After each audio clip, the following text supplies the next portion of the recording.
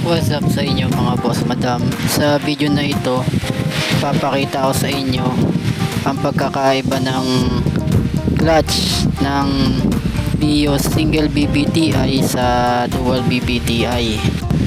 Ito nga pala mga idol, ito yung clutch disc ng BIOS. Itong sa kanan ko, itong una kong hinawakan, ito yung pang single BPTI. As you can see, itong tinuturo ko, ito yung spline hub, nakalabas yung spline hub ng pang single BPTI. At ito namang isa sa kaliwa ko, ito yung pang dual BPTI. Kung makikita nyo, no, itong spline na itong pang dual BPTI, flat lang siya. Ayan yung tinuturo ko. Talagang may pagkakaiba siya, although yung mga ibang mekaniko nagagawa nila ng paraan itong pang single BPTI na ikakabit nila sa dual BPTI.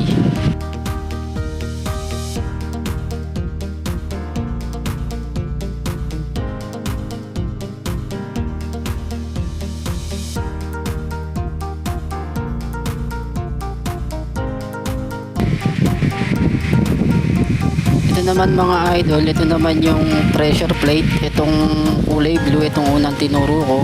Ito yung pang single BPTI, itong pangalawa naman yung pang dual BPTI. Makikita rin natin na may pagkakaiba sila. Yung pagkakaiba nila yung diaphragm spring. Ayan mga idol, no. Itong sa kanan ko, yung kulay blue na box, kung makikita nyo yung diaphragm spring nya, ayan yung tinuturo ko. Medyo ano lang siya, no, palapad, malapad yung diaphragm spring nya. Sa kabilang banda naman, itong pang dual BPTI, nakaumbok siya. Ayan mga idol, umbok yung diaphragm spring nya, kaya talagang may pagkakaiba siya, no. Kaya masasuggest ko mga idol, gamitin natin yung tamang clutch kit para sa ating mga Toyota Vios, no? Para maiwasan natin yung aberya, lalo na yung safety pag nagdadrive tayo ng high speed o kaya traffic. Yun lang mga idol, no? Available nga pala to sa aming shop.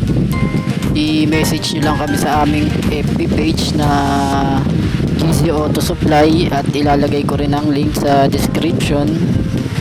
Bali mga idol, ang set nga pala nito, ang inclusion nito ay ang clutch disc, pressure plate at release bearing.